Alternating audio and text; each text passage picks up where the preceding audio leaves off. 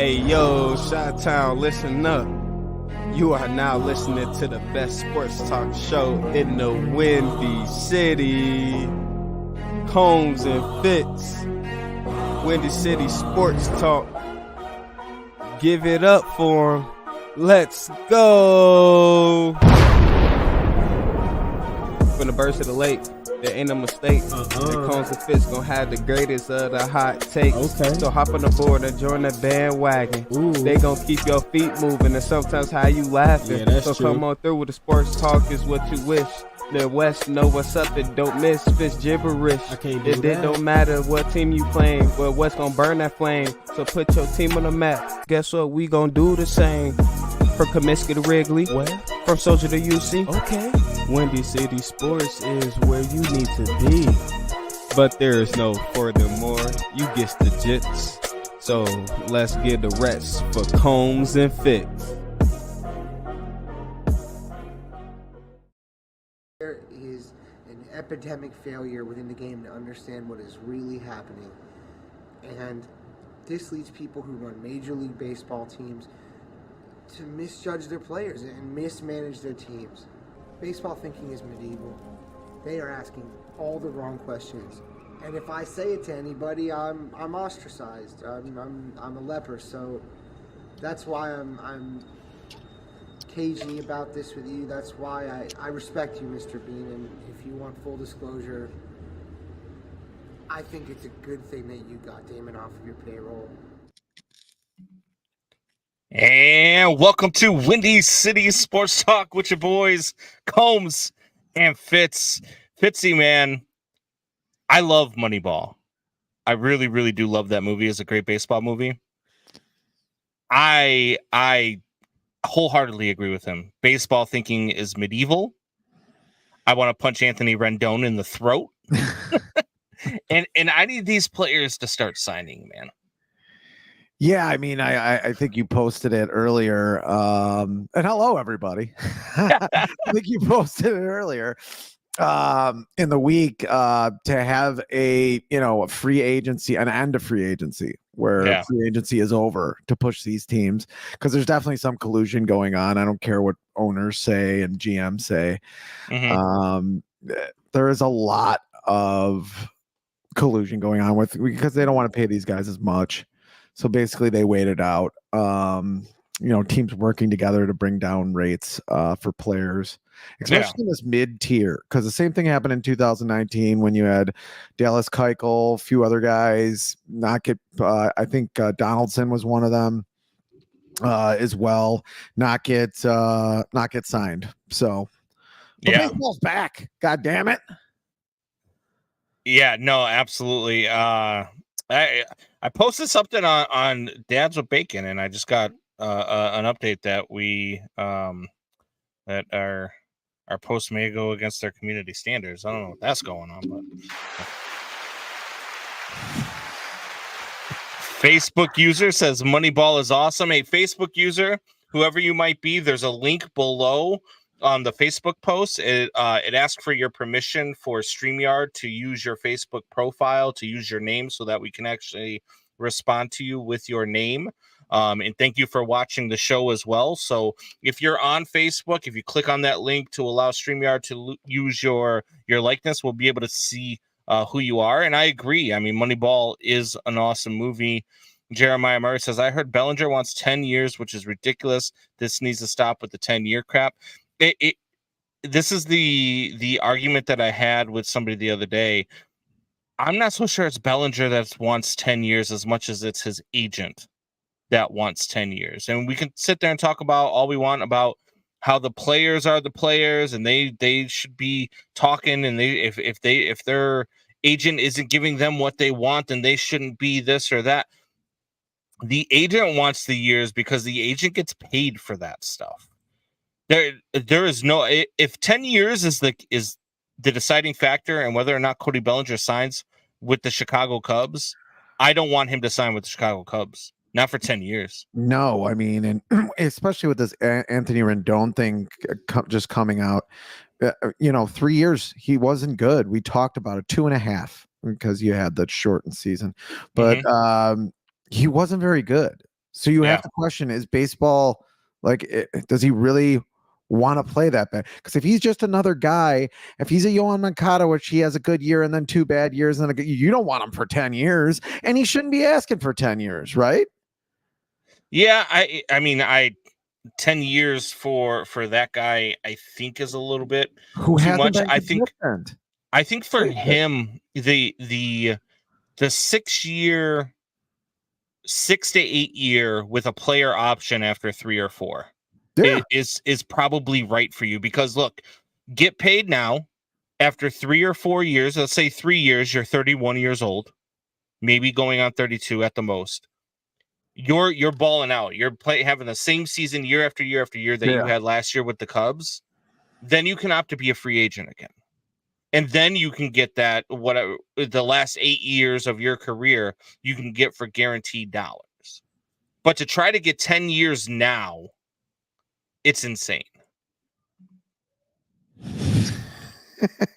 Sorry, I don't know which Facebook feed are you watching on? We're live now on Dads with Bacon. We're live as always on we're actually live now. I just checked it. We're live on our Facebook page. So I think it's just because if you're on a new Facebook page, you must be watching on the Dads with Bacon page, which is fine. We love our guys over there at Dads with Bacon.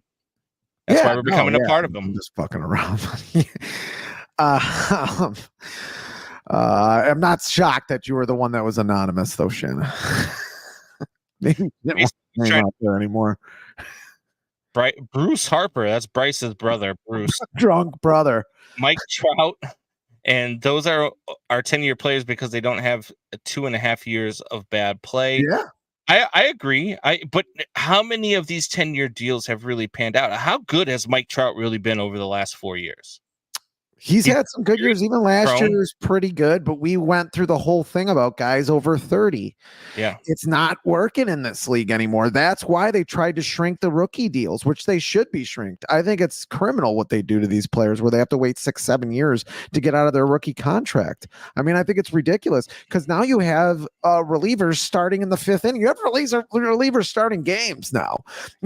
Everybody's throwing 99 miles an hour.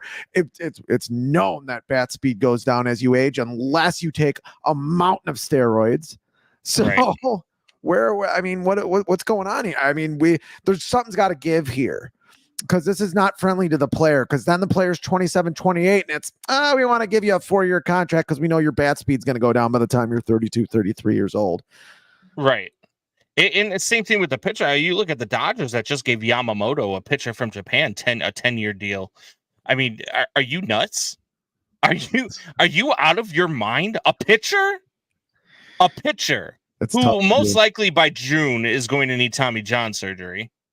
A pitcher, 10 years for a pit. You are out of your ever loving mind. I am happy the Dodgers gave them that contract because I'm glad the Cubs didn't do it. The Dodgers would give my grandmother a 10-year contract, and she has an arthritic hip, and she's dead. I mean, look, those are two things that run against her. But other than that, the Dodgers signed her because she was willing to waive some of the fees. Yes. They were like, "Oh, okay, you're gonna." It's very incentive laden. Very incentive laden.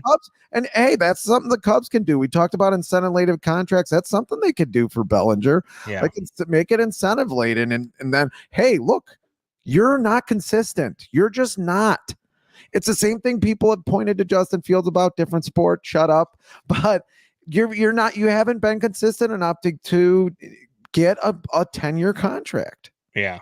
No, I don't disagree. I would not give Bellinger a 10-year. There's very few players in Shohei Ohtani. Sure, 10-year contract. You know why? Because Shohei Ohtani is going to be a starter next year. After he recovers from Tommy John, he can also hit 240 bombs a year.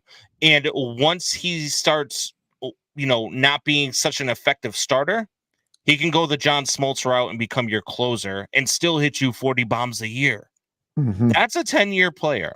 Mike Trout, I'd argue it, but sure, 10-year player. Bryce Harper, sure. Again, I'd argue against it, 10-year player. And the reason why I'd argue against it, A-Rod, Albert Pujols, all of these. How many World Series does Albert Pujols win with the Angels? 0. 0. How many World Series did A-Rod win in his tenure with the Yankees? 1. 1. For a 10-year, multi-$100 million player, if you only get one championship out of it, is that a success? In your eyes, is that a success? If the White Sox went out and got Shohei Ohtani for $700 million and they won one World Series in the next 10 years, would you be a happy White Sox fan? One World Series in the next 10 years for the White Sox? Yes. I'll take it. Cash it in. Cash in that ticket, baby. Cash it in. Come on. That's the problem with Chicago sports fans. Exactly. We're okay. We're okay with being good once in a while. We should do a segment on the show called, well, I think we definitely be ripping off, I think, SNL or something, but it's called Lowered Expectations. Everything we do is ripping off of somebody somehow. Yeah. Well, everything everybody does, I guess. Yeah. In a way, especially these days. Absolutely. Very hard to be original. But yeah, I mean, I guess I'd take that if he's the one that, we're on his back to get it. Yeah. I mean, are we in the hunt? Is it one World Series and we never even whiffed the playoffs? Yeah. And to go back to A-Rod, didn't he never make the playoffs with Texas? Am I wrong about that? If they did, it's got to be once. I don't think he ever did with that giant contract he had with the Rangers. Did he do what? Did he ever make the playoffs with the Rangers? I don't remember if I think he only played 2 seasons with the Rangers, I believe, and then they shipped him off. Production staff on it, and same thing with with Seattle. Seattle was never going to pay him that money, but the A-Rod had more talent in his pinky than half of us have in our entire freaking bodies. Yes, like he was a phenomenal baseball. When I say what you want, the guy's a douchebag off the field, but on the field, the guy was incredible, an incredible athlete, an incredible talent. For baseball, he was a great player. He's with the Rangers, so close, but 3 years. Yeah, so I just know that they shipped him out quickly. He did win an MVP with them. Yeah, but great, an MVP on a year that they probably didn't even make the playoffs. I don't think they ever did, but yeah, great player, big for a guy that size to play shortstop like he did and hit those home runs, yeah. But. And then you pair him up with arguably one of the best captains of all time in Derek Jeter. You pair him up with that team. You pair him up with the players that they had on those baseball teams in the the 2000s for the Yankees, and you get one World Series out of it. For me, that's not enough. For Albert Pujols to go to the Angels and become what he became after leaving the Cardinals. Like there were years where we were like, does Albert Pujols still play baseball? And he was taking their money. It was highway robbery. And it's strange that you showed the Moneyball in the beginning of the show, because from a Moneyball perspective, and from wins above replacement, Albert Pujols wasn't as good as he was before. Our first baseman. Yeah. Bats righty. Yeah, and he was a subpar first baseman at that. Yeah, not as valuable anymore. Never really could run. I know he played a couple years at third base, but if he would have stayed at third base, maybe. But it didn't look like he was gonna be that kind of player. But yeah, it wasn't good for him in a WAR sense. That's why these right fielders who bat lefty, that's why a center fielder, even though he's a right-handed hitter, is a big deal, who steals bases and has a great on-base percentage. That's why Trout's been worshipped as one of the best players ever. I mean, until Ohtani came over, because his WAR was ridiculous. He had a better WAR in his first 6 years than most guys had in their entire career. Yeah, and it's, I mean, again, Shohei, he pays for himself. He essentially, once you get all of the marketing dollars for Shohei Ohtani as a ball club, Shohei Ohtani pays for himself. It was kind of a no-brainer for somebody to give him that much money. Yeah. Go ahead. For another player like for Cody Bellinger, I mean. I'm sorry. I love Cody Bellinger. I for you. Yeah, I love Cody Bellinger. I want him to sign with the Chicago Cubs, not for 10 years. If I have to give him more than 6, I'm walking away. Player option after 3 or 4 is about where it's at when you're going to be, again, you're 28 right now. You'll be 31, 32. If you have 2 or 3 more good years, by all means, maybe at that point we can even talk about an extension. We can go the Shota Imanaga route that they did with Shota Imanaga, where look, I'm going to give you a $340 million deal for the next 8 years. However, there is a mutual opt-out after 4. There is a mutual opt-out after 4. After 4 years, if you decide, if the club decides, hey, this is working out for us, great, we're going to extend you for those final 4. Great. If the club decides not to, then you have the option.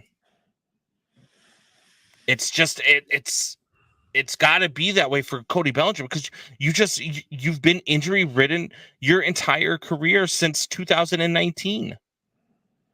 And you haven't been the same player. Yes, you had a bounce back year. Yes, you had a great year with the Cubs.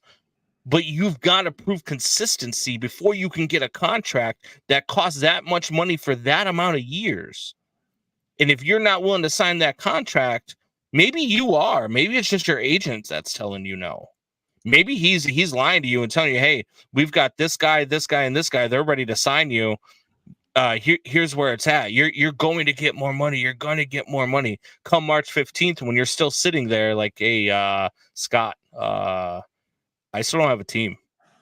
Yeah, and now you're going to lose money. Because now teams in Major League Baseball are like, nobody's signing this guy. Here's an offer. Take it or don't play. I don't care. That's just how it goes. True. You lose money. You're getting your rosters together. People are looking at their rosters. Maybe they already saw a couple of things in the spring. Players have already reported. Maybe they see a couple of things where, hey, I don't need to pay this guy. I really don't need to. I like the way our roster construction is, and I don't know if this guy will work with it anymore, or he will. But I got a guy who is probably 80% of him. Right. Well, why would I pay him a 10-year contract for a guy who's 80, 90% and could be, just as good as him in one day? And is Cody Bellinger projected to be a first baseman? He is. He is projected to be a first baseman. That's a problem for me too. Why? Contract play. It's not. It's the least. It's less taxing important on the body. Yeah, but it's the least important. But you could argue there's been other first basemen that have gotten them. That's what freaking Albert Pujols did, but that was 20 years, 15 years ago. Right. I'm not saying that it's perfect by any stretch of the imagination, but I don't know. I think that you could make an argument there. I like him 6 to 8 years. Jeremiah Murray says Tim Anderson's still without a team, and we all know what he does when he has too much spare time. I think that he's going to end up. Miami has offered him a contract. I don't know where those negotiations stand, but that would be a great spot for him to land. Miami? Yeah.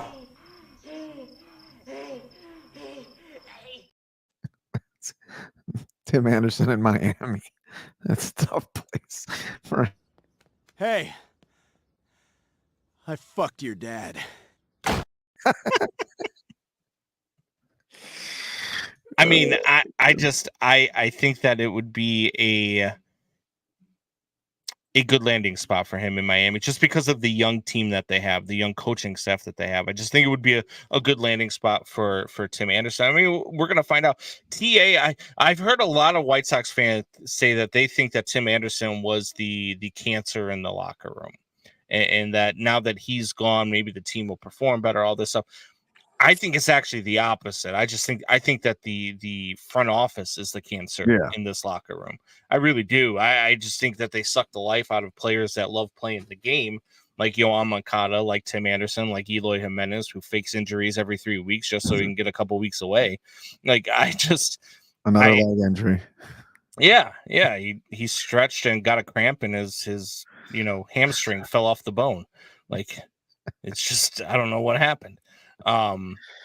But yeah, I think TA going to a team that's young like Miami that has a chance to, compete not at a high level in the NL East is good. Yeah. Stacked. Very good. So I don't know. We'll see. What do you think about the Anthony Rendon stuff though? Like I said, I think when I read the quote, I was like, oh, the video's got to be better than that. And the video was way worse. Way worse. So Anthony Rendon, as you can see it pulled up here now on the screen, says, it's never been a top priority for me. This is a job. I do this to make a living. My faith, my family come first before it's a job. So if those things come before it, I'm leaving. And now I want to listen to what these guys had to say about it. AJ Pierzynski had to say about it. I want to listen to that. But before we get to that, I want to say this. Like, yes, AJ Pierzynski, or I'm sorry, yes, Anthony Rendon, you're right. Your family should come first before anything. Your family comes first.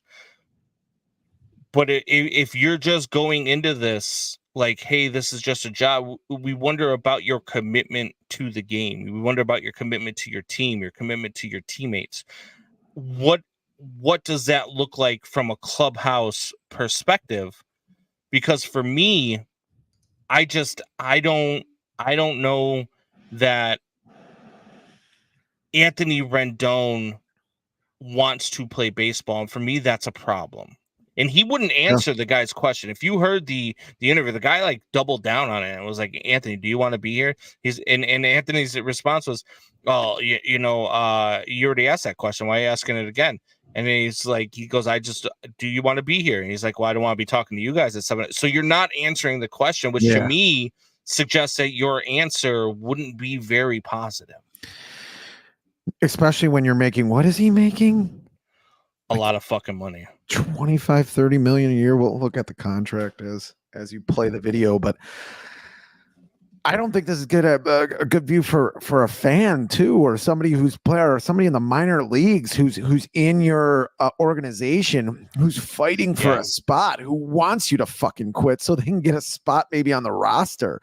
It's not good for young guys to hear. You don't want to be here. Well, act like you want to be here, and maybe you'll end up wanting to be here. Make the best of a terrible situation. Oh my God, you get paid $30 million a year to play baseball.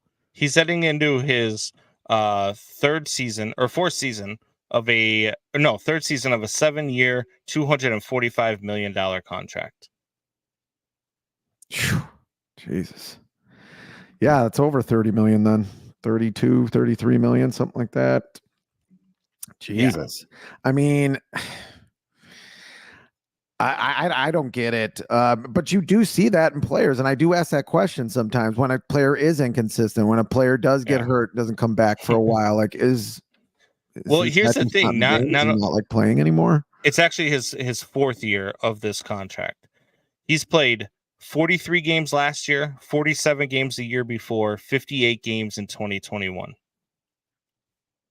It's just in this time and around the time we're in now, you think guys would be better coached to talk about something like this. And he could say, and I'm sure he's frustrated. I mean, that's tough. 120 games in 3 years, and you just signed a giant contract. Like, that's got to be tough. A lot of pressure on you.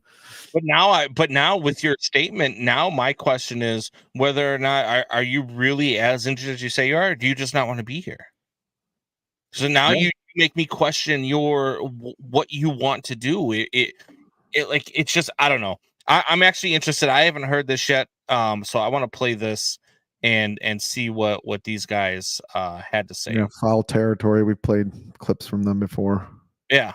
So here we go. But didn't Kratz just say that, commitment, number one is commitment? Isn't when we had Ron Washington on this show, didn't he say, where did he say he was going? Texas to see him in person. To see Anthony Rendon and make sure he was committed to the season. Does this sound like a dude that's committed? Does this sound like a guy that's all in? I mean, the last thing, do you want to be here playing baseball for the Angels? I have answered your question, so why do you keep picking at it?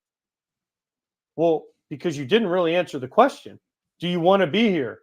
I don't want to talk to you guys at 7 a.m. or whatever time it is. That's not answering the question of, do you want to play for the Angels? All right. So you can see right here, it says last year you said you'd consider retiring. What's your mindset now? That was a question asked by the reporter. He says, my enthusiasm has been the same since I got drafted, to be honest with you. I was actually deleting my old emails because my storage is at maximum in my emails. So I'm going back and deleting old emails.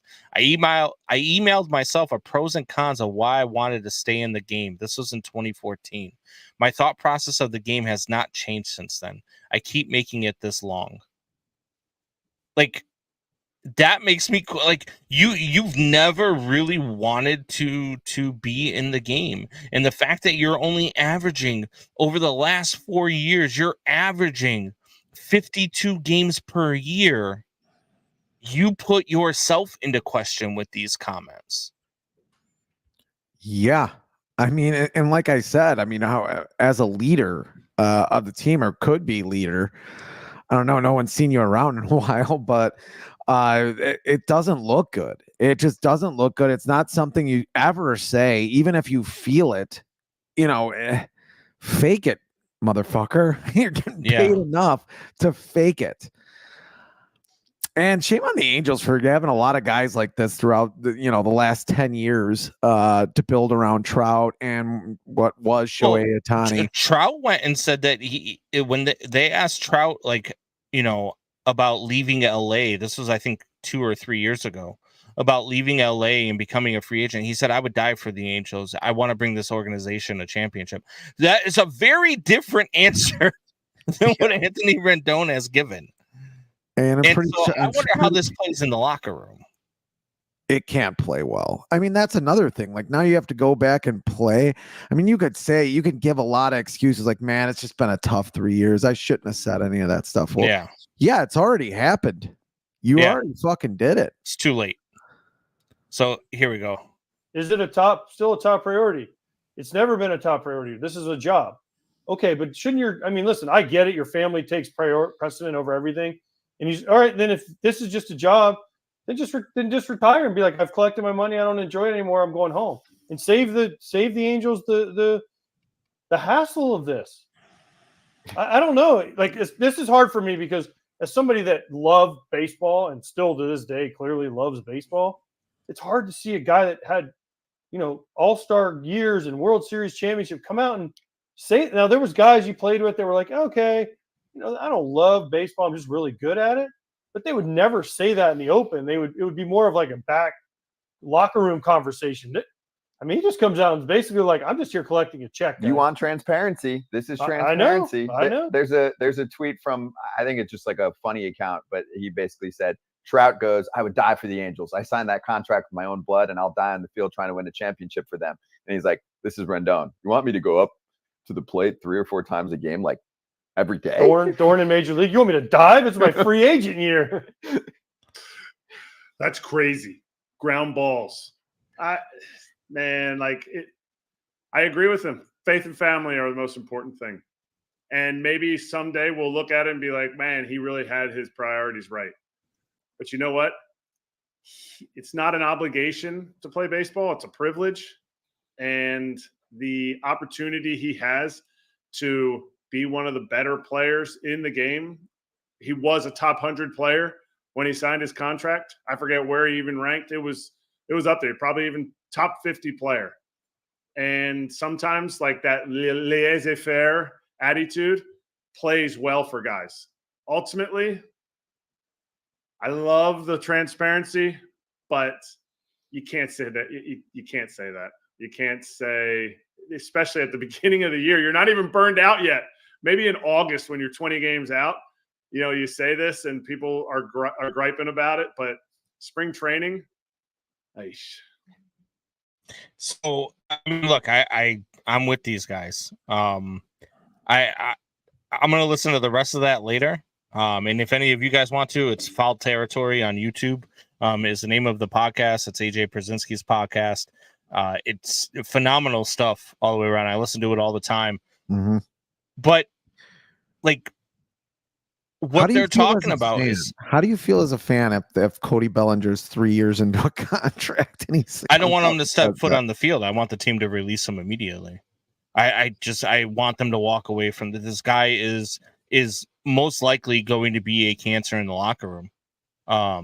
If that's the attitude he's projecting onto young players coming up, I don't want him anywhere near him. You think I want that guy near Pete Crow Armstrong? You think I want that guy near any of these guys coming up, Miles Cade Horton or Miles Mastrobuoni? Yeah, I don't want any of those young guys sitting down and talking with this guy. Like, it's just not. Nick Madrigal. It's not worth it. Like, even in a regular everyday job, right? Like, if you were sitting there with your boss and somebody else, would you sit there and say, "Yeah, I'm just here for the paycheck, guys. I don't really care about sales. I don't really love sales. I just it pays well, so I'm here." You don't say that in front of everybody for the world to see. Now, it might be something I'll say it that to you right now. Right. That's what I'm saying. Like, we'll say it off air. We'll say it, sitting at the bar together, but not with your boss in the room, not where everybody can hear. I mean, how does the fan base cheer for this guy this season at all? If this guy has a ball hit to his left side that he doesn't dive for, that some people might think, wow, he could have got to that.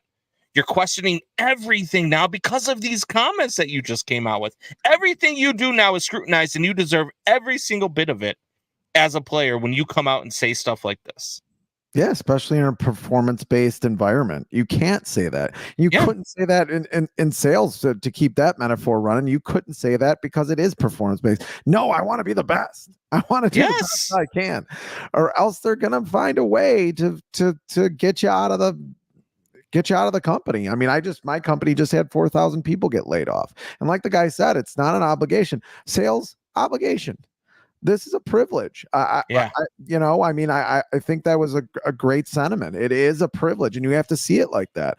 And yes, is every day going to be easy? No, it's not. Are you going to not want to show up some days? Sure. No one can play a 162 season game. And then this goes for every sport. Even if you're playing hockey 82 games, basketball 82 games, you're going to have aches and pains. You're going to feel like crap, and you're not going to want to play. Yeah. But that you have to be what we used to call a professional. What we used to call a professional. Yeah, I don't know. I don't like what Anthony Rendon had to say. I don't want him anywhere near my team. I don't know how the Angels are going to deal with this. I don't know. I mean, you know how much I love baseball, and for me to hear a player say this, it really pisses me off. It really pisses me off. That's why the title of the show is that he needs to get his ass kicked. Maybe Jeremiah's right. He should have 60. He wants the 60-game season, the 60-game baseball season. We'll have the World Series, beginning of June. We'll call it quits. Yes. Jeremiah says, I think the clubhouse was filled with a bunch of worthless players with zero drive, and Tim is very driven, so he was a cancer in that way. It's possible. He wanted to play harder than everybody else did.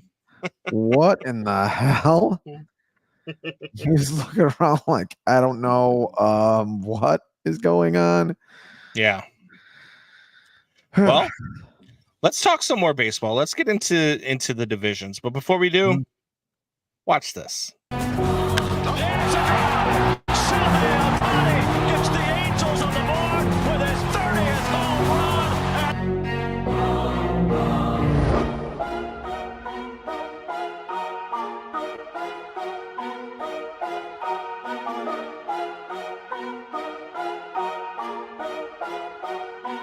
Jumps, and he's got it.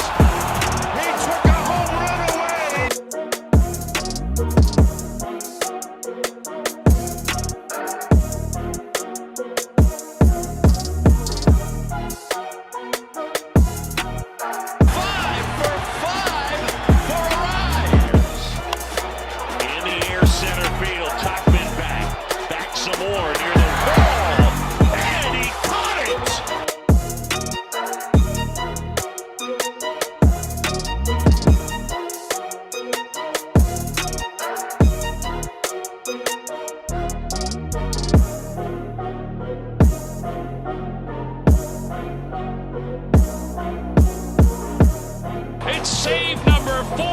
for Craig Kimbrell. Presenting the tying run with one out. Out to center. This is cranked. It's way back. It is gone. Julio. That'll go. There it is. He did it. A 40-70 season and a season unlike any other in Major League Baseball history for Ronald Acuna Jr.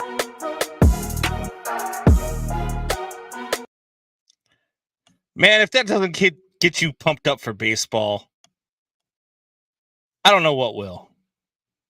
Your mic's on mute. Thanks for getting rid of Arise, Minnesota Twins. What the hell? Best hitter in the league, probably. Left-handed hitter too. Okay. He had a great season last year. Have Great fun season. with that. But- Jesus, super young too. Yeah. But hey, they went out and got Carlos Correa, so all is well with the world, right? Yeah, I mean, Oops. Yeah, all right. I'll see you guys there. Yeah, exactly. Exactly. So I look, American League, lots of stuff to talk about. Lots of different teams have made a lot of different moves. The Yankees probably more than most. Texas Rangers won the World Series last year. Lots of things to get to. Let's start out with the AL West. We'll finish with the AL Central. yeah, let's finish you- there. Let's finish in you- the basement.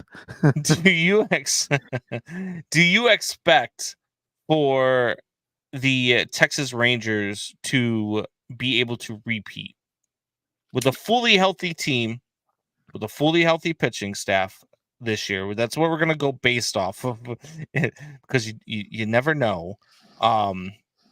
Do you think that they can repeat? Do you think they can take over Houston in the AL West? They finished tied with Houston in the AL West. Did lose their best pitcher, well, their biggest offseason signing this past season when they signed what's the starting pitcher there from the Mets. Why can't I think of his name? Oh, Scherzer, No, the other guy, the first guy they signed. Verlander. No. No, he was in. Oh my God. Why can't I think of his damn name? Jeremiah is going to help us out here in a second. Anyway, yeah, I mean, Pacoda certainly does not have Texas winning the division. They only have them making the playoffs as a coin flip, which was a big surprise for me because I think they are going to be a very good team, at least in the playoffs. Some of these teams run out of gas. Like repeating in Major League Baseball is nearly impossible now. Yeah. Nowadays, I mean, just with how much you rely upon bullpen help and how bullpens, they can be up one year, down the next. It goes back and forth. It swaps. It's just really tough. I knew it started with a D. Oh, DeGrom. yeah. I should have got that one. They But lost anyway. DeGrom to injury early in the season and still, won 90 games, still tied for the division lead. Ended up as a wild card because they lost the coin flip or whatever. But yeah. I Yeah, mean, Pacoda has Houston winning 94 to 95 games, 94.3 games, and 90% chance of making the playoffs. Texas is a coin flip, 53% coin flip. It's going to be a pretty tough division. I mean, really, Seattle's going to be, improved. I think played really well down the stretch too. It's kind of scary when a team does that at the end of the year. But I think good things. You got your shortstop in Texas. You got quite an outfield. And like you said, you got good pitching. Texas is a tough place to pitch. It really is. And for the pitchers to do what they did last year in Texas, I think it bodes well for them. I think they got some staying power on this team. A lot of young players, and a lot of players that are just coming into their prime. But your thoughts, Combs? Yeah, no, I think that this division could shape up to be one of the better divisions in all of Major League Baseball this year. I really do. Like you mentioned, the Seattle Mariners. I do like the depth that they have. I love Julio Rodriguez, J.P. Crawford. They have Luis Arias too. He's a beast over at third base. And then their catcher, I can't remember his name. It's Kale something. This team is really primed for one of those types of runs that you just don't see coming, right? Like one of those 3-team races. Seattle's just hanging in there, much like they did for a lot of last season. I think that this could shape up to be one of the best. I don't know if Texas can repeat. I know was Seattle. I think they finished 2 games out last year. I don't think that Seattle's going away anytime soon. I think they're young and I think they're hungry. I think if any of those 3 teams fades, it's actually going to be Houston. I think losing Hector Neris, who the Cubs ended up signing, is a big deal for them. I don't think that their back end of their bullpen is all that scary. Now that I think their closer is going to be Josh Hader. They just signed. Josh Hader has proven to be very, very hittable over the last year and a half. He's really come back down to earth. Brian Abreu, I believe. They've got another kid, Dylan Coleman, over there in Houston. I don't think that Houston can sustain what they have been doing over the last 5 or 6 years. So for me, I think that it's Texas and Seattle, but I think that it's one of those tight races again. I think it's a very tight 3-team race between Houston, Seattle, and Texas. I think maybe Texas finally, wins that division. I don't know that they repeat as champs though. There's a lot of the Yankees are going to be good. That lineup's scary good. Yeah, it is. And you didn't mention the Oakland A's, I noticed. A reason for that. Yeah. Well, they're not moving to Vegas until 2028. So in 2030, we'll start talking about the A's again. That roster is so bad.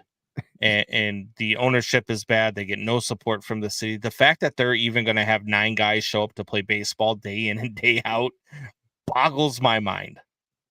Yeah, I mean, it does, but they won some games down the stretch. I mean, I don't think they're going to win anything, obviously. They did win some games down the stretch, which was kind of like, wow. Because they were able to use the momentum of hey, they're getting rid of us. We don't want to move. The fans don't want us to move. They were able to use that. But I don't know. I don't see it. I know they won 50 games total last year. 50. Yeah, Pacoda has them taking 14 more games. I don't think they'll make it to 64, but Pacoda has 50 games is not 50 wins is not good in a non-COVID shortened season. In 162 games, 50 is not a good win total. Yeah, I mean, no, it's not. It's not even a great win total in basketball where you have 82 games. It's just an okay one. Yeah. Yeah. I mean, I don't see Anaheim doing much, especially with Rendon. That team is in shambles too. And the other big question you got to have is does Mike Trout stay healthy for a full season? He's been injury prone too over the last few years. And now you lose Shohei Ohtani.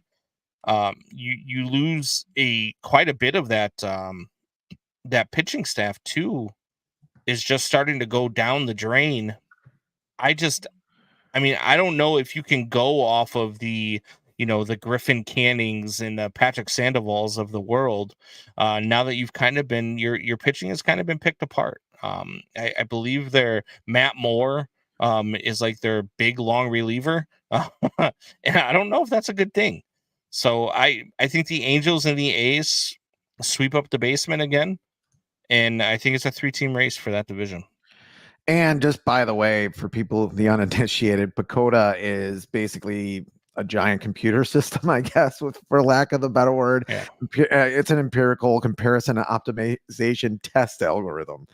But there is some human involvement. There has been over the last, maybe 5 to 10 years. It hasn't been out for that long, where they do go through it with like a fine tooth comb and try to mitigate some of the mistakes that they've made in years past. But look at the White Sox fan trying to debunk Pacoda. Wonder why you would be doing that. I'm really not. Oh, they were wrong. They were really wrong about the Sox last year. I think they had the Sox at 79 wins. Yeah. Sox 161.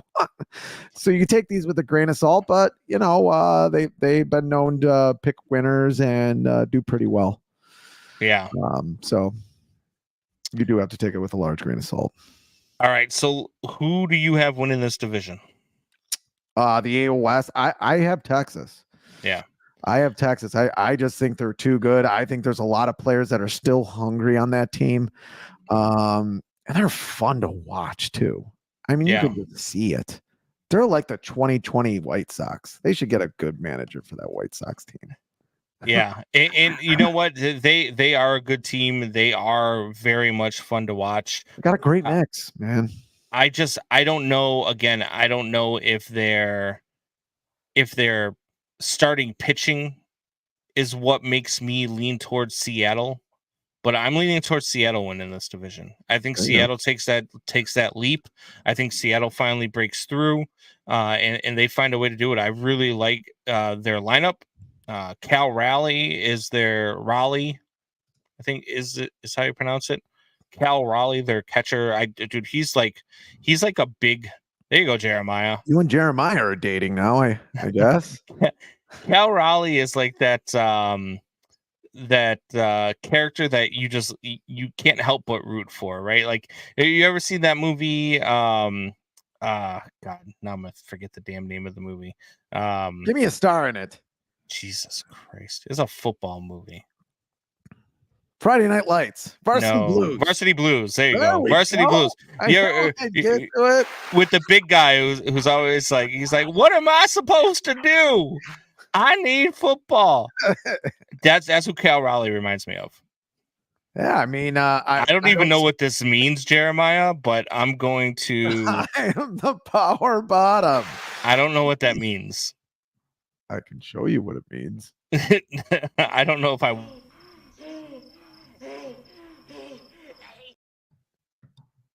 Ew. Ew. Anyhow, moving on to the AL. Not on Dads with Bacon anymore. Jesus Christ. We're going on to the AL East. Baltimore last year won that division. 101 wins for the Baltimore Orioles. They got better. They got better. And rumor has it that they're not done. And rumor has it is that they're the surprise team to be in for Dylan Cease before the season starts. Also, rumor has that if they don't get Dylan Cease, they're the team that lands Blake Snell. And that's scary. Yeah. Because they already went out and traded for Corbin Burns, got better. They already picked up Craig Kimbrell to be their closer, got better. They've got Adley Rutschman and Ryan O'Hearn and Austin Hayes. Their young shortstop, too, is really, really good. Mateo, I don't remember his first name, but he's really, really good. Not to mention, they've got Jackson Holiday coming up behind him. I mean, this team is really, really good.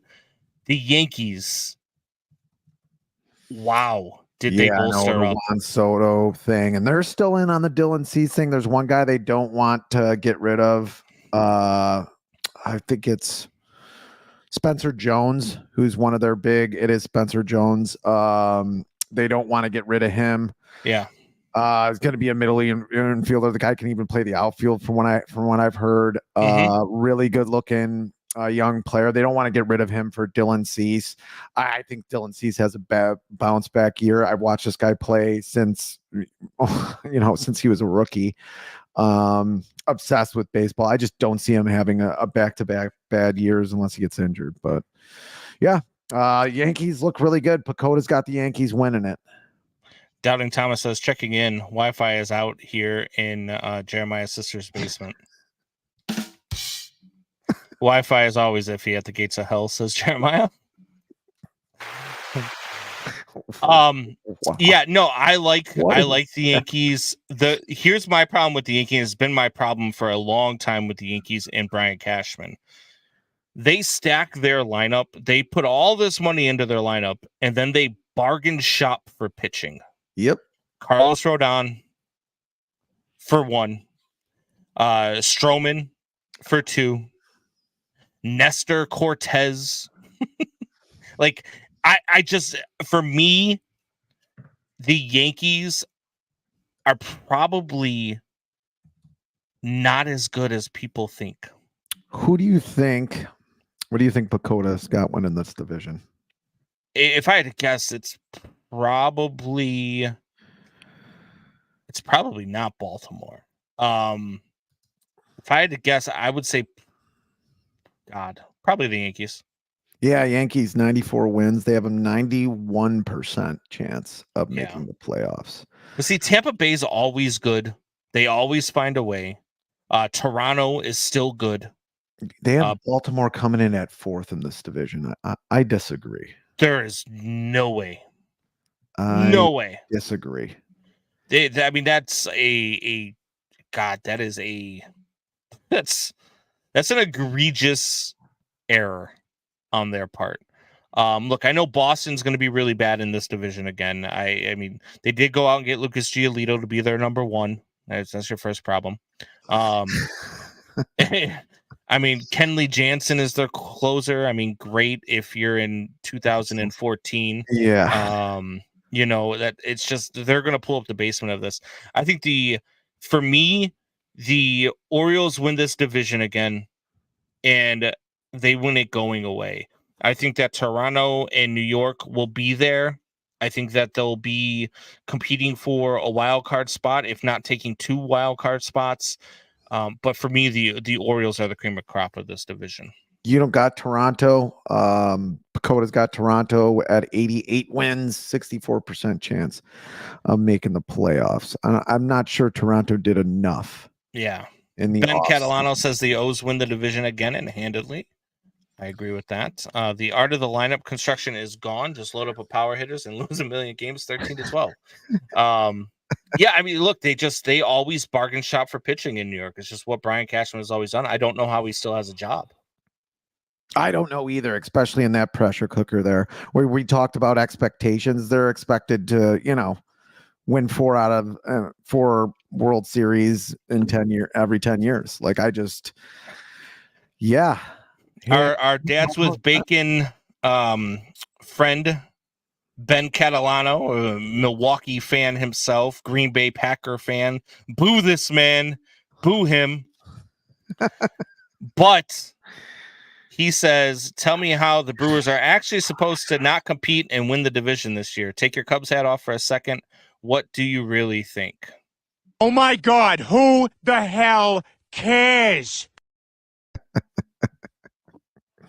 That's what I think. No, we're going to talk the National League next week, Ben. So you chime in, and I'll tell you what, I'm giving the Cubs another week to sign Belly before we talk about the National League. Put some cushion in. Yeah, they had 26% chance to make the playoffs for your Milwaukee Brewers, according to Pacoda. The Cubs, not much better, 33% chance. Pacoda's got who winning that division? Probably the Cardinals. Yep. Yeah, they had the Cardinals winning the division last year, too. Yes, How'd that work out? How'd that work out? Not good. Yeah. You're so dumb. You are really dumb. For real. It's about right. So the Pacoda, that's why I don't know. The Pacoda projections, especially for the White Sox, like I wasn't that perturbed by them saying the White Sox have a 0% chance to make the playoffs because it's Pacoda. And they're wrong more often than they're right. They're like the weatherman of baseball. Pacoda is. Speaking of the White Sox, speaking of 0% chance to make the playoffs, let's talk about the AL Central. Before we get started, we have a comment. Sorry, Donnie Thomas, your highlights missed Tony La Russa being hired as a senior advisor. And I want to take a moment on this, all right? I want to take one goddamn moment on. What did I just see? What did I just see? What? Yes, senior advisor Pedro Gaffal had this to say last Tuesday. He's been great, Gaffal said. I actually push him every day to give me more. He's got a wealth of knowledge. And are we doing Fitz gibberish? No. Did we just hop into Fitz gibberish? No, he's got a story for everything. Maybe I should have done it on. He's got a story for everything. He has been around the game that long where he can give some wisdom and share a story too, behind the wisdom. He's an example. He's been unbelievable for me. He's here, and I'm looking forward to spending some good time with him. Hey, I fucked your dad.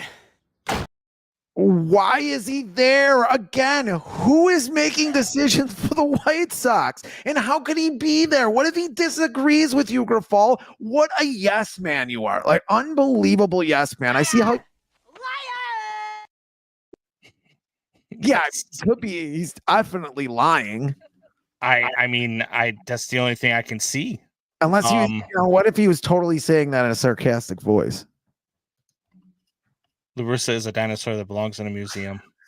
He belongs in a museum. Ben, he's turning Ben into Indiana Jones. That man belongs in a museum. We don't need any more Junkin LaRussa antics, aka liquid heart medication. Huh? Who's your winner of the AL East? Of the AL East, I'm taking the Yankees, even though I fucking hate the Yankees. I just think they're stacked. Yeah. I'd like it to be Baltimore. Actually, I root for the Rays, but the Baltimore are they also have a good story, even though it's like you were terrible for 10 years. You had the number 1 pick in the draft for 10 fucking years, and you're good all of a sudden. Okay. Yeah. You're the 1 in 10 years Browns team for in football. So I mean, yeah, I can't back the Orioles right now. I mean, they got to show me more. David Peralta to the Cubs. Wow, what a great acquisition. I mean, off season's not over. I mean, that's why you're waiting. That's why we're doing the American League this week. That's why we're doing the American League this week and National League next week. You got Pedro Grafal, who's a fucking windsock, and then you're just right underneath, right here. Yeah, I don't think that the Yankees are going to win the division. I think it's going to be between Baltimore and actually, I think Toronto. I think Toronto's better than the Yankees all around. I think they got better depth. So I'm going to take the Yankees to finish third, but I'm taking the Orioles to win the division. So, yeah, and I think they win it handily. So, AL Central, White Sox.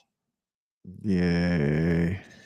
Minnesota Twins won it last year with, I believe, 86 or 87 wins, something like that.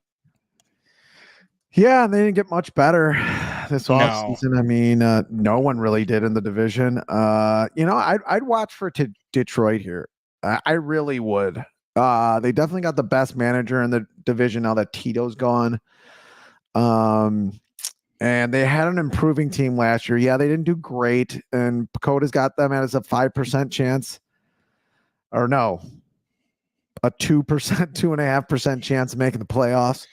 But I think they might be one of the more improved teams in the American League this year. They have a chance to be. They got a lot of young talent.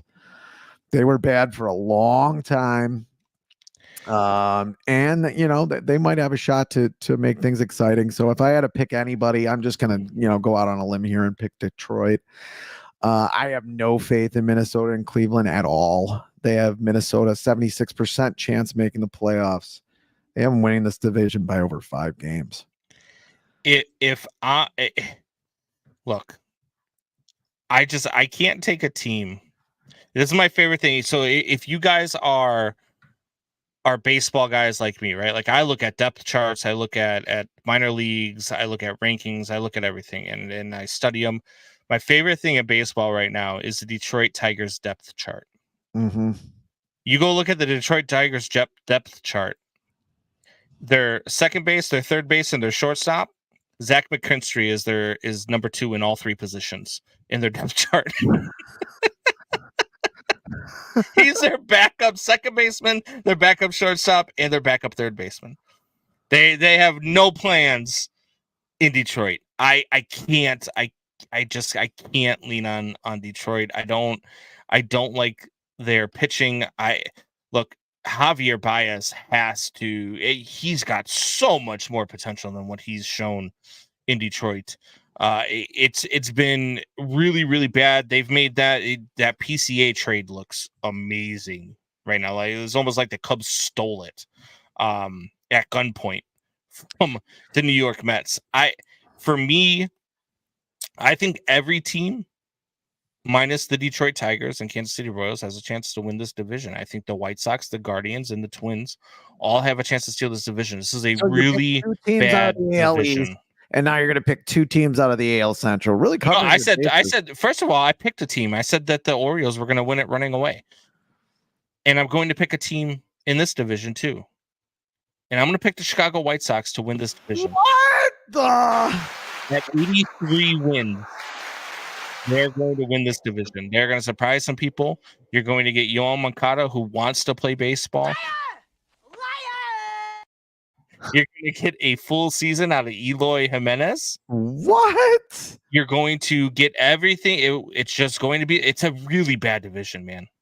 It is. I mean, a sub 500 team could win this. So Facebook user says 85 wins will win this division. Again, if it's coming up as Facebook user, just click on the link, the StreamYard link. I'll give it the permission to use your name, so that way we can give you credit. Yeah, that way we can give you credit for your comment. Yeah, I think the White Sox win this division. Minnesota's very suspect. They haven't gotten any better. They weren't that good last year. I think the White Sox really played down last year. If they play to their potential, they stay healthy, I think the White Sox. Facebook user says White Sox plus 4,000, baby. Yeah. Put the bet down. I will. Oh my, Combs. Yeah, I was gonna say Doubting Thomas is gonna hate you for this. Is this because you want to seem fair? Like you're fair and balanced? Are you trying to be Fox News? Isn't this Sean Hannity? This is what you said to me last year when I made my predictions. This is what you said to me last year when we made our predictions, and I had Arizona in the NLCS, and you're like, you're out of your mind. You don't remember. If Arizona can't play in the ALCS, for Christ's sake. I said in the NLCS. I said I had Arizona in the NLCS. Get on it. Get the production team. We need to back up the tape. I'll get the tape. I'll get the tape for you. I'll rewind it back. On and back the tape up. Jeremiah's having sex with everybody on the show. All the commenters. He's doing this on purpose. Stop talking up the Sox. It's the kiss of death. Kiss of death. Oh, now I get it. Being a baseball fan, this is your superstitious bullshit. You did you miss my preseason prediction in college football where I picked Michigan to win the national championship? Who won that national title? I'm actually not that bad at preseason predictions. Check out the big brain on Brad. You're a smart motherfucker. That's right. Oh my God, who the hell cares? So you got the White Sox winning the World Series. Yeah. No, not the World Series, the division. You just said yep. No. They win the division with 83 wins. 83 wins for the White Sox. They win the division. Mark it down, baby. You heard it here first. Wow. Who do you got winning the AL Central? I already said I'll go with Detroit. You're going with Detroit. I'll go with Detroit. They got the best manager in the division. Not that matters as much in baseball as it does in other sports. Didn't he sign to be the White Sox manager? Wasn't that on the graphic when Tony La Russa was? I know. Didn't he sign Tony La Russa's contract or something? I know Kenny Williams wanted him. So did Rick Hahn. And Tony La Russa was shoved down their throat with some cheap vodka. I am making my bets for everything for baseball this weekend. All my future bets are going to be made this weekend. And yes, the White Sox is going to be my bet for the Central. Yep. Putting my money on it. Dad, you really ought to drink more. Come on, Daddy. Is that moonshine? Is that grain alcohol? No comment. Are you going to degrease your car engine with that after the show? You don't want to know. It looks thick and whoa. You could barely talk after you drank it. I'm feeling all right. Feeling all right. Was that made in a... Hey, I fucked your dad. Twins, those fucking twins. Uh, Got moonshine. You can do commercials. it's actually not moonshine. It's Appleton Estate rum.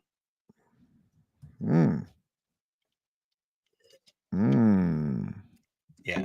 Looks and sounds good. It's pretty good. You're going straight to the top. We're off Dads with Bacon. we're off everything. We've been released from everything. So no, I there we go. I've got the White Sox. I've got the Orioles. Shocker. Buried the lead in today's show. And I've got the Seattle Mariners winning their divisions. Who are your wild card teams? Might as well pick the Rays. Okay. As my wild card team. Nobody in the AL Central. Houston. Okay. Don't I get one more? Seattle. Yep. All right. So I'm going. The AL West. The AL West looks tough this year, man. I'm going Rays, Yankees, and because the AL West is so tough, I'm going Rays, Yankees, and I'm going with the Texas Rangers. There you go. Yeah. I knew the so I'm going 2 out of the East and 1 out of the West. Remember the Alamo. Yeah, absolutely. Remember the Alamo. Are you ready for Fitz gibberish? I was born ready. Yeah, you were. Yes. That's the music. This is Fitz gibberish. It's a diatribe. It's conspiracy theory. You were actually 3 days late, weren't you? It's an island in the middle of unapologetic and inaccurate sports talk. There's a few things a few names we couldn't remember. Jeremiah had to help us. God, Doubting Thomas was helping us over there, which is a shocker. But anyway, here we go. Combs sent me another report this past week about a scout who speculated that Caleb Williams was a bust. Ooh, the scout was not identified, which makes the report as useless as a 9-year-old man in a whorehouse before Viagra was invented. Yes! Or marketing baseball to the masses with Rob Manfred as your commissioner. Useless. Although he's retiring soon. Anyhow, we have talked on the show of the lies circulating during this time in the NFL draft process and the unsubstantiated claims. You create a strong enough vacuum and a whole lot of garbage is going to get sucked in. So instead of mitigating the growth of a pile of craptastic views and lies, I thought, why not? I'll add to it. Since half of the show is manned by a Marine, the story of the unkillable soldiers sounded like the best place I could possibly start if I can get to the damn video. This is Chris Williamson on the Joe Rogan Show, fellow YouTubers. The biggest show on YouTube, I guess you could say, is the Joe Rogan Show, or Spotify if you're looking at that. But here we go. This is the unkillable soldier. At 19, he decides that he wants to go and see war, sneaks away without telling his father, and literally offers himself to either the Boers or the British. The British take him. His father doesn't know. So he's away in war. He gets shot in the leg and the groin, gets shipped back home. He says, I want to be redeployed. Gets redeployed again to South Africa. He was at the head of the Camel Corps, which was literally a group of people who rode into battle on camelback. He gets shot in the ear and then in the eye, and then a bullet ricochets and hits him in the same eye again. A piece of shrapnel explodes his hand, and all that's left are 2 fingers hanging on by the skin of the palm of his hand, and his watch actually embeds itself in his arm too. Goes to the field hospital. The doctor declines to amputate the fingers, so he just rips them off. The arm then has to be amputated. Yes. I'm a man. I'm 40. Yeah, he fought in 3 different wars over 40 years. Funny you say 40. And he also survived 2 damn plane crashes, for Christ's sake. And then he played linebacker for the Bears. His name was Dick Butkus. Yeah, exactly. Now, okay, it's close enough. Now you might be asking yourself, Oh my God, who the hell cares? Well, football is a sport of gladiators, the toughest of the tough and the strongest of the strong from all over this great country. If that is correct, they say elephants look at us like we look at dogs. What would the unkillable soldier think of the consensus first pick in the draft? Yes, I guess that's a dress. I don't know. We've also talked about Caleb Williams crying after loss. Now it's not like I've never cried, especially recently. But Jesus Christ. But my profession does not extend to inspiring 300-pound men to block 300-pound maniac men. Have we moved the goalpost so far in the last 100 years? That rhetorical question is only half pun. The fact is, I really don't know. What I do know is that we do not heap as much importance or respect on men like the unkillable soldier or my brothers, uncles, fathers, cousins, friends who help keep this impossible infrastructure running around us. Yes, someone has to do it, and they don't get a comfort animal with them. Not sure what the cost of that is, but for the country that invented the term free, there is one thing I do know. There isn't one thing I do know, but there is one thing I do know. Nothing's free. And that's Fitz gibberish, my friend. I know you're not a big Caleb Williams fan, but I do have a question for you. Would you rather go through what the unkillable soldier went through or be an impartial negotiator in a new stadium meeting with J.B. Pritzker and Jerry Reinsdorf? Oh my God, who the hell cares? One caveat, the meeting takes place in a sauna and you're both naked. You're all naked. Hey, I fucked your dad. Lots have changed since we first became sports fans. That's all I have to say. And you mentioned Dick Butkus. I just think it's a different athlete piece. I have Caleb Williams as a bust. I will come to a freaking studio to gloat. I told you so when it happens. I agree. Let me back that up a little bit. Caleb Williams is going to be a decent to good NFL quarterback. He is not going to be great like everybody is suggesting. He has the potential if he goes to the right program, if he goes to the right coaching staff, if he gets developed properly, he has the potential to become really good. Been watching tape, and I was talking to Fitz about this before the show. Been watching tape on Caleb Williams. I've been looking at all the reports, looking at scouting reports, listening to people talk about him, listening to the way that they talk about him, and I've come to this conclusion. Caleb Williams' NFL comp is Justin Fields. It is, though. He is a college quarterback that has the potential to keep plays alive with his legs. He does not read downfield very well. Whenever he has to throw further than 20 yards, his completion percentage goes down considerably. He throws short passes real well, keeps plays open, and tends to hold on to the ball too long. Who does that sound like? Justin Fields. That is the same. I had the same take of Justin Fields coming out of college. When we did our draft show that year, when they drafted Justin Fields, I said, look, I think this kid's going to be a good NFL quarterback, but he holds onto the ball too long. That's something that they're going to have to develop out of him. He's going to have to learn how to not hold onto the ball too long, because that was a thing that I saw from him a lot at Ohio State. And also, he has to go to the right system. I mean, Yeah, I mean he does. You had a lot of ifs in there. If he gets to the right system, if he develops, yeah, but the if he Bears are does never that. the right system. That's the problem. Yeah, that is the problem, and they really fucked over Fields as well. But guys who hold the ball too long, I don't know if that's going to be the basis for anything. The one thing about the Super Bowl I didn't like is I don't know if there was one pass over 30 yards. I'm not sure if there was. Maybe there was one or two. But there wasn't a lot of passes downfield. If you're not going to have guys holding the ball for a little bit, you're not going to have a lot of big plays anymore. And I don't know if that's a sport I want to watch. I mean, these athletic guys who can get in and out of, out of getting sacked are going to hold the ball long. Like, come on.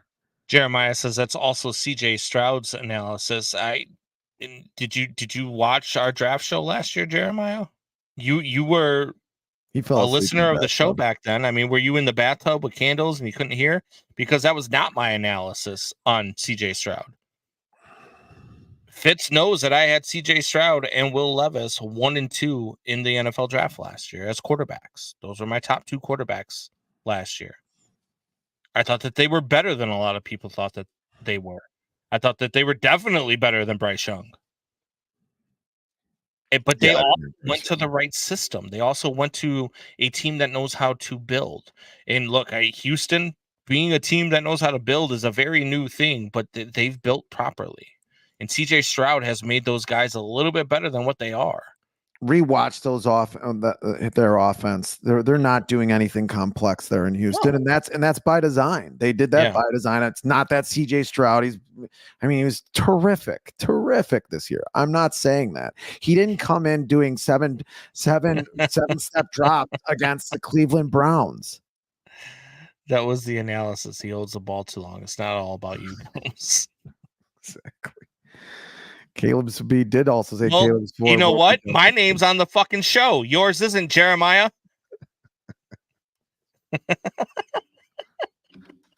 Jeremiah's on fire tonight. I'm gonna have to say. Ben Catalano says, Combs, damn it, you're right again. I just think you have to have a certain makeup as a quarterback that's different than any other position in sports. Maybe close second is pitching, but you have to have a different makeup. You have to. I just don't know. That's one thing I doubt about this kid is the actual intangibles, not the tangibles, not the. I mean, the guy can throw. He's got an absolute. I'd say the one thing that separates him from Fields is that he releases the ball a little bit quicker. I'm talking the actual release, not sitting in the pocket and wait for something to develop. Yeah, I don't. Yeah, right. We're gonna talk about it next week. They're good. They're young. The NL Central is poised to be one of the best divisions in the National League next year. This year, I should say. But when it comes to the Bears and what they're going to do with the number pick, none of us know. Now the rumors are that Washington's going to come in hot and heavy and give a haul for the number 1 pick because they really want Caleb Williams.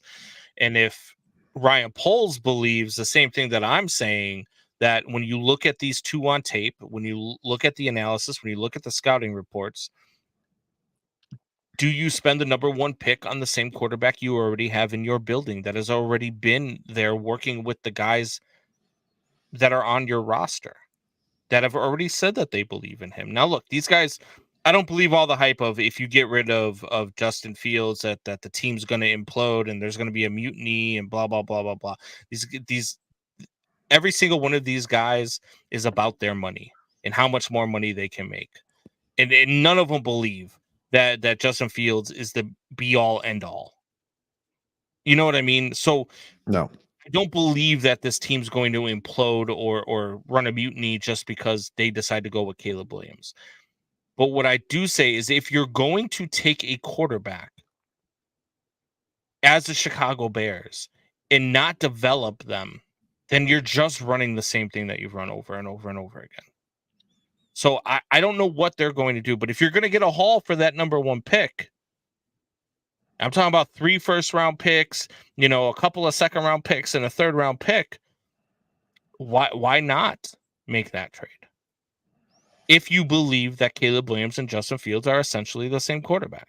Yeah, if Caleb Williams comes out and is similar to Justin Fields with better players around him, which he's definitely going to have a better team than Justin Fields started with. Yeah. That's a big problem. That's a big miss.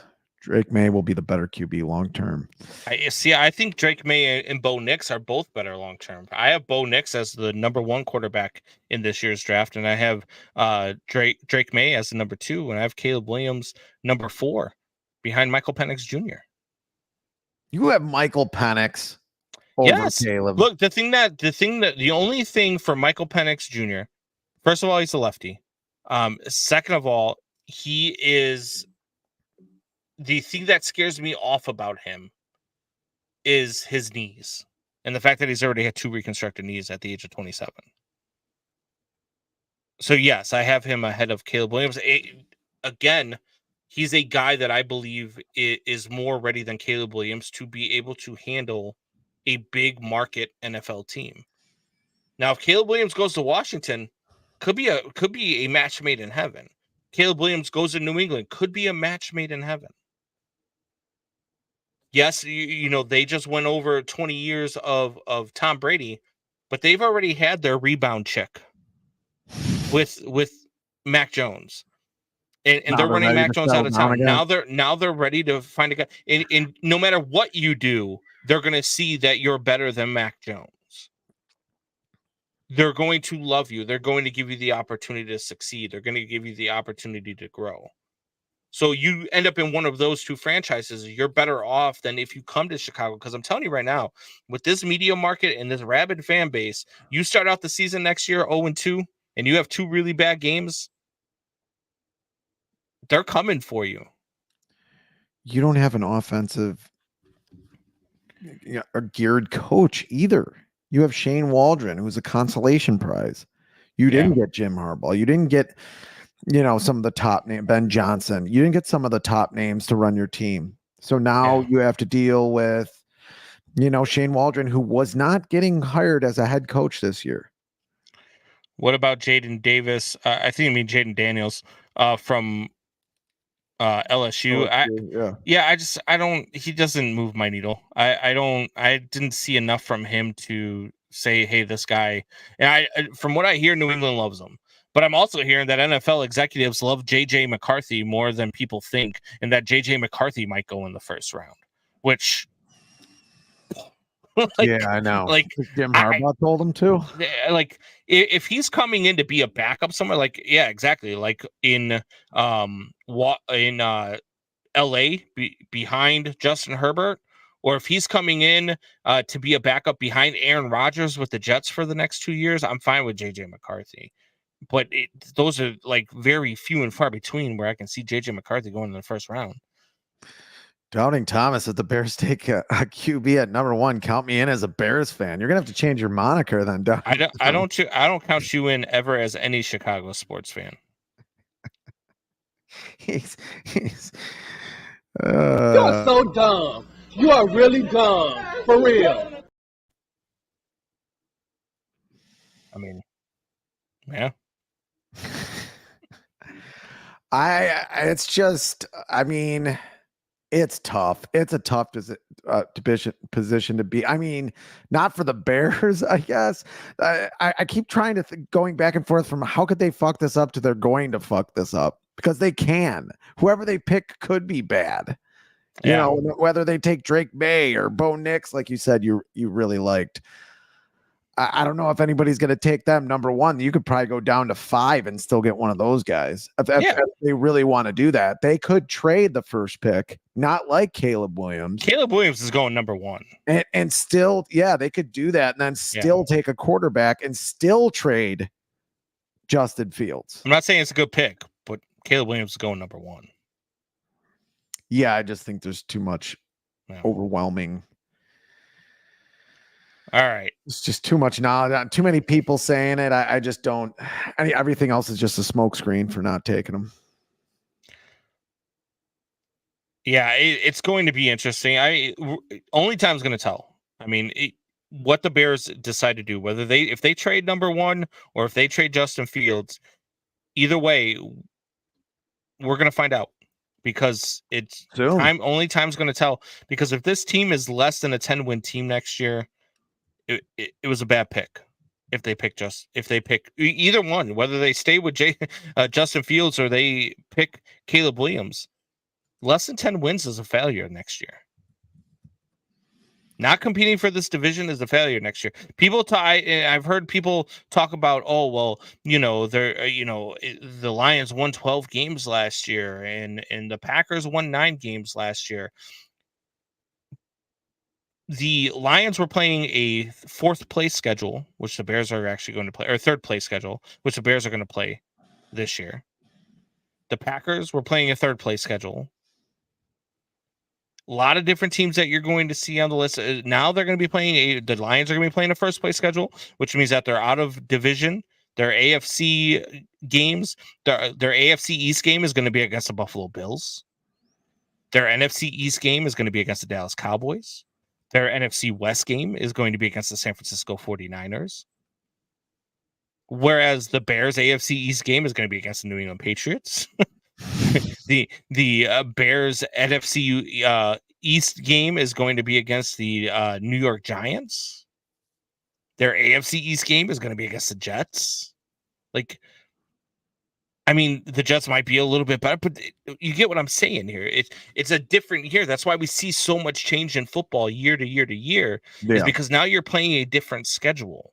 You're not playing all the same teams over and over again. You're playing the teams that were in 1st place last year if you were in 1st place. That's how it goes. So for the Bears to win less than 10 wins next year, it's a failure either way they go with number 1. Yeah, plus the bad teams are getting 3 to 4 pretty good picks. They've probably dumped a lot of salary and bringing in some decent free agents. So it does flip. I think we're going to know something. I mean, next Monday, it's saying the NFL Combine kicks off, Lucas Oil Stadium. So we're going to know shortly after that if they trade Fields. Shortly after that. So we're going to know in quick order here, probably the next 2-3 weeks, I would think. Polls last year said he wanted to trade before he went into the draft, so he had time to kind of position himself and know what he was going to do for the draft. Yeah. We're going to find out. Next week, we're going to go over the National League. We'll probably talk a little bit more Bears. If anything develops between now and then, we will talk about that as well. Until then, we hope you guys enjoyed the show. Till next week, same bat time, same bat channel. Tell your friends, tell your neighbors, tell your enemies. What did I just see? What did I just see? What you just said is one of the most insanely idiotic things I have ever heard. At no point in your rambling, incoherent response were you even close to anything that could be considered a rational thought.